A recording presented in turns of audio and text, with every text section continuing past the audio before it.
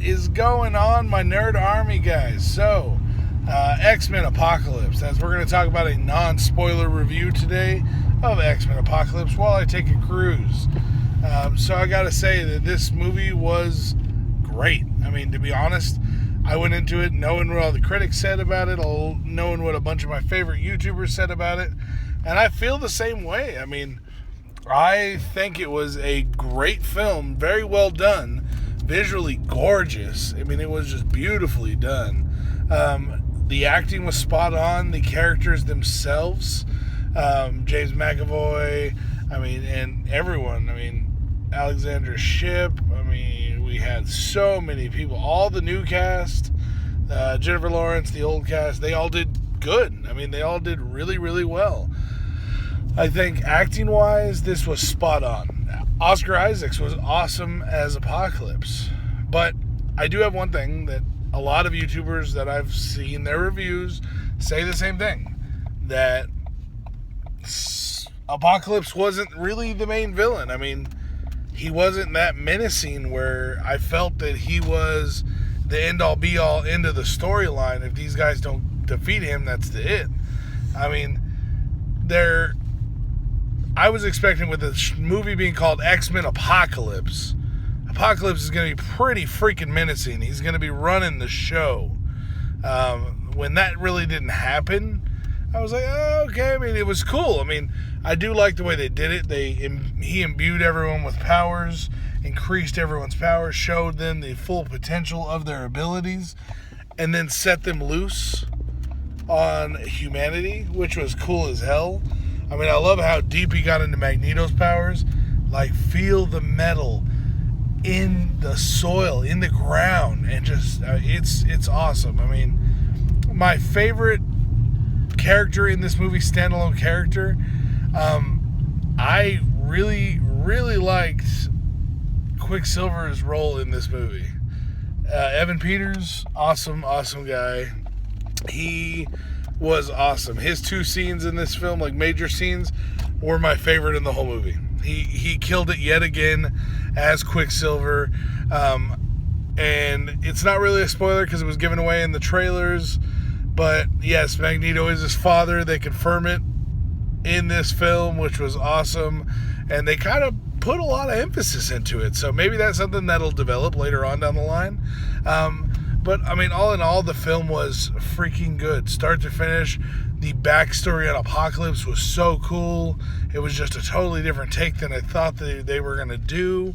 But it balanced well, and I liked the way they kind of tried to explain him being kind of immortal. He just accrues powers every time he transfers a body, which is cool, and that's how they explain him having so many damn powers. He's earned them over the years. He's earned them powers. So, but Apocalypse as a character was cool. I felt we could have got more in depth in the later time with Apocalypse, rather than as much as we got in depth in the backstory. We did get a lot in the backstory. The opening sequence of this film just catches you right off the bat. I think I had a lot of fun watching this movie. It was entertaining the entire time. There were nods to just comic book fans that other people may not get, including the after credit scene, which I won't talk about here. I'll talk about it in my spoiler review.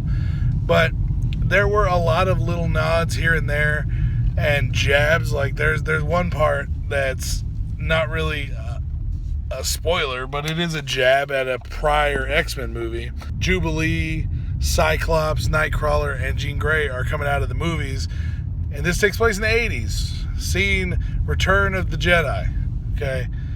And they come out saying that Empire's still better, number 2's still better, and then they just kind of have to drop this note. We should all just make a note that the third one always sucks. And that's kind of a jab at the non-Bryan Singer X-Men movie, X-Men Last Stand, which was shit. Oh my God. But that movie, it sucks. And they kind of took a jab at it there, and I love that. I thought it was cool. I thought it was a Bryan Singer saying, fuck you, fucks. That movie sucked. But no, it was great. I really did enjoy this film. Start to finish, it was a fun ride. Great character development. I really liked the way they developed the new, younger versions of the characters we all know and love. I think they did great. But guys, definitely go check out X-Men Apocalypse, and also make sure that you guys tune in and check out my spoiler review that I do, because it is going to be a good time. I can't wait to do that one. I'll probably film that tomorrow once I have a little bit more time to maybe lay some notes out for that one. This one's kind of just on the fly. I'm driving around this neighborhood and I just decided to take a cruise and tell you guys my thoughts. So, Nerdsmerized. Andrew votes a big 2 thumbs up. 1, 2, boom, boom. Because X-Men Apocalypse was a great film, a fun ride.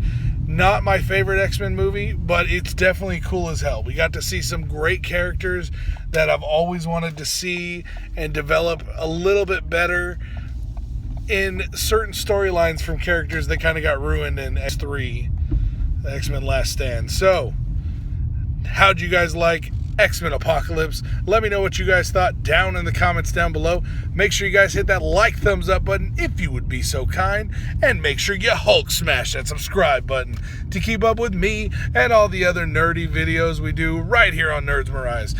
Thank you guys for tuning in to my spoiler-free review of X-Men Apocalypse right here on Nerdsmerized, and keep a lookout for the freaking spoiler review. Will be out tomorrow, guys.